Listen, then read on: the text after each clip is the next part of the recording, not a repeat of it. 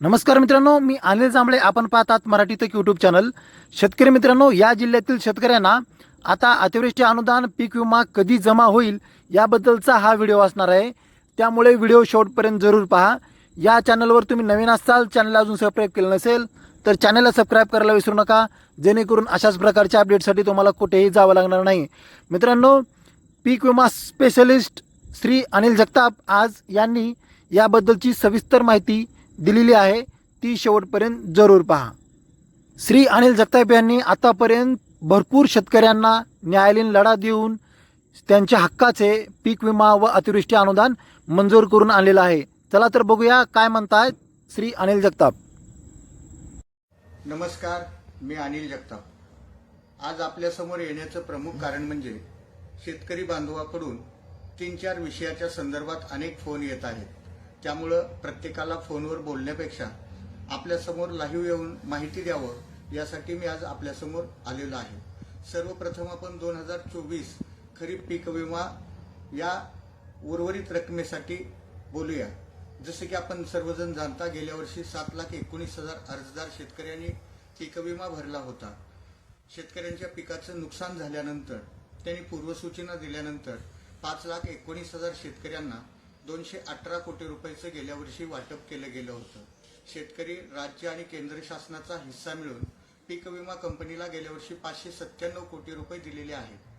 काढणी पश्चात कव्हर अंतर्गत धाराशिव जिल्ह्यातील आणखी 75,677 शेतकऱ्याचे जवळपास 49 कोटी रुपये रक्कम देणे बाकी आहे. पीक विमा कंपनीने दिलेल्या माहितीनुसार त्यांचं पोर्टल अपडेट करण्याचं काम सुरू असून 2-3 दिवसामध्ये ही उर्वरित रक्कम मिळून जाईल. त्याच्यानंतर आपण 2020च्या न्यायालयीन प्रकरणाविषयी बोलूया. 2020 मध्ये पीक विमा कंपनीनं धाराशिव जिल्ह्यातील केवळ 79,000 शेतकऱ्यांना 56 कोटी रुपये दिले होते. आपण उच्च न्यायालयात आणि सर्वोच्च न्यायालयात गेल्यानंतर 640 कोटी रुपये देण्याचे आदेश झालेले आहेत.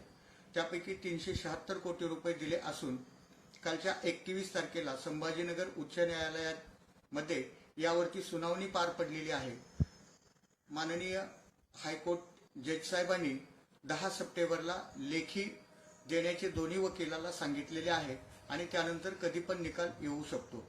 उच्च न्यायालयात 75 कोटी जमा असून उर्वरित रकमेसाठी ही निर्णायक अशी लढाई सुरू आहे.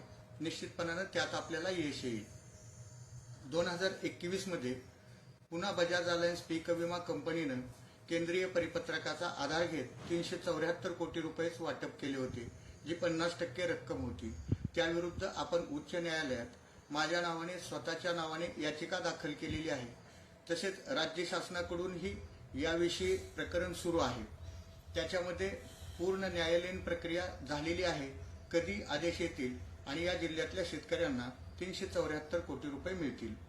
आता अत्यंत महत्त्वाचं म्हणजे लोहारा उमरगा तालुक्यातील 79,880 शेतकऱ्यांना राज्य शासनाने 29 जुलै रोजी शासन निर्णय काढून 86 कोटी 46,34,000 रुपये मंजूर केलेले आहे.